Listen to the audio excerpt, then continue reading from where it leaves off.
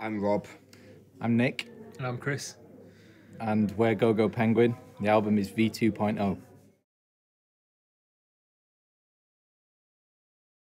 Absolutely amazing. We're totally made up with it. Really chuffed.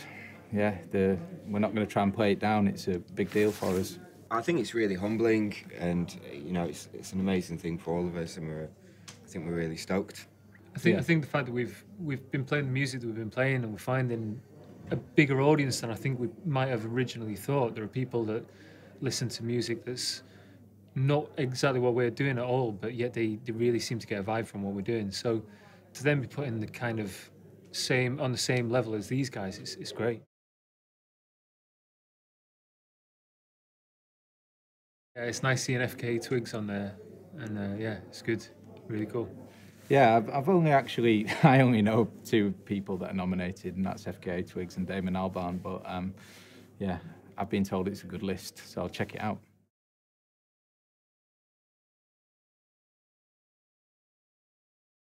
Well, it all happened very fast.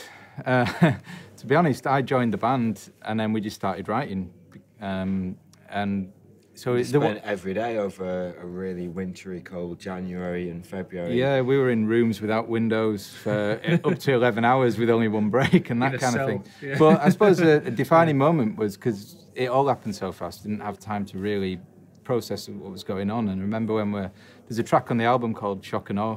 And we're in the studio in Wales, a residential studio. We recorded it, and it was the one track on the album where we sort of played around a bit more with sort of experimental stuff and had a metronome on the piano and stuff and different effects. And it was the one time where I actually got to sit back in the control room and think, actually, we're making something here. You know, it actually felt like something was happening. And that was the first time I'd ever had that thought. I just hadn't had time to think about it. And then it was like, yeah, this could actually be really cool.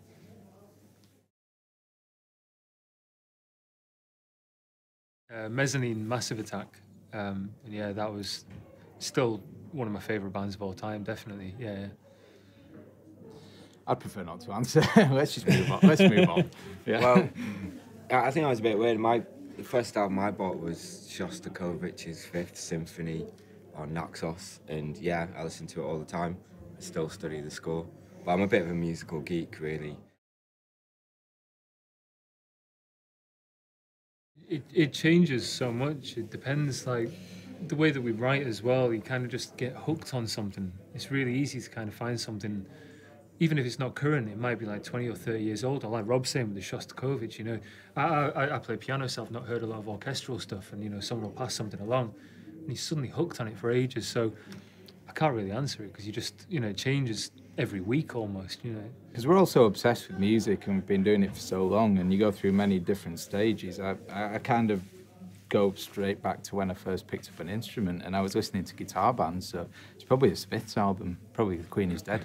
A classic Richard D. James. Yeah. And yeah, Drugs. But yeah, Richard D. James.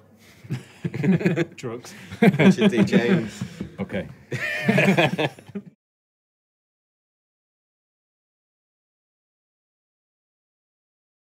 suppose it was only called V2.0 at the last minute. That's all I can think of, really. I guess one thing is that there's like a narrative to the whole album as well, which is something that we spent a huge amount of time thinking about. There's one little motif that travels through every single track and goes on a little journey that was kind of inspired by Joseph Campbell and some other people of that ilk. And I guess if you can find that motif in it, you can look into it a little bit deeper if you're bothered. And if not, then, you know, whatever.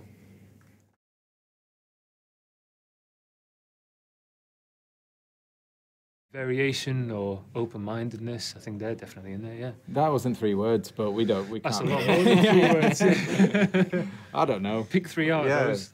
Open-minded. Is that a 1 word or 2 words?